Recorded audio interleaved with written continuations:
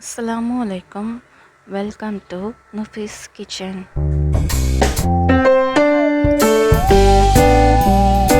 நாம் இன்றைக்கி என்ன பார்க்க போகிறோன்னா, குடலானம் எப்படி காய்ச்சறதுங்கிறது தான் இந்த வீடியோவில் நம்ம பார்க்க போகிறோம்.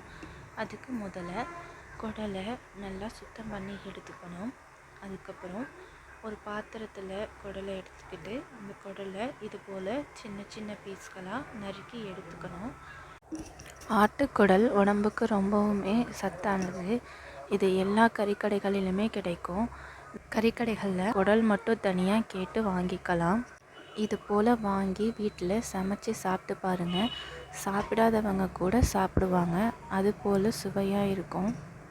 இப்போ இதை குக்கரில் வேக வச்சு எடுத்துக்கலாம். வேக வச்சு எடுத்ததுக்கப்புறம் ஒரு பாத்திரத்தில் கொஞ்சமாக எண்ணெய் விட்டு அதில் ஒரு பட்டை, அதை நல்லா தாளிக்கணும். அதுக்கப்புறம் கொஞ்சமாக வெங்காயம் நல்லா வதங்குற அளவு தாளித்து எடுத்துக்கணும். அதோடு சேர்த்து தக்காளியும் சேர்த்து நல்லா வதக்கணும். இது நல்லா பொன்னிறமாக வர அளவுக்கு வதக்கி எடுத்துக்கணும். இது நல்லா வதங்கிட்டு இருக்கும் போதே இதோட சேர்த்து இஞ்சி பூண்டு பேஸ்ட்டையும் சேர்த்து வதக்கணும்.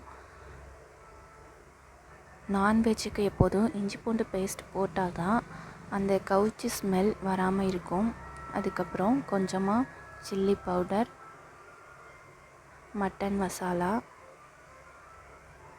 அப்புறம் கொஞ்சம் மஞ்சத்தூள் கலந்து நல்லா தாளிக்கணும். இது எண்ணெயோடு சேர்த்து வதக்கும் போது நல்லா மணமாகவும் இருக்கும், நல்ல சுவையாகவும் இருக்கும். அதுக்கப்புறம் வேக வச்சு எடுத்த குடலை இதோடு சேர்த்து கலந்துக்கணும். இது எல்லாத்தையும் மிக்ஸ் பண்ணதுக்கப்புறம் அடுப்பை ஹை ஃப்ளேமில் வச்சு நல்லா கொதிக்க விடணும். அதுக்கப்புறம் கொஞ்சம் கொத்தமல்லி தழையை சேர்த்துக்கணும். அதோடு சேர்த்து கொஞ்சம் மல்லித்தூள் கலந்துக்கணும்.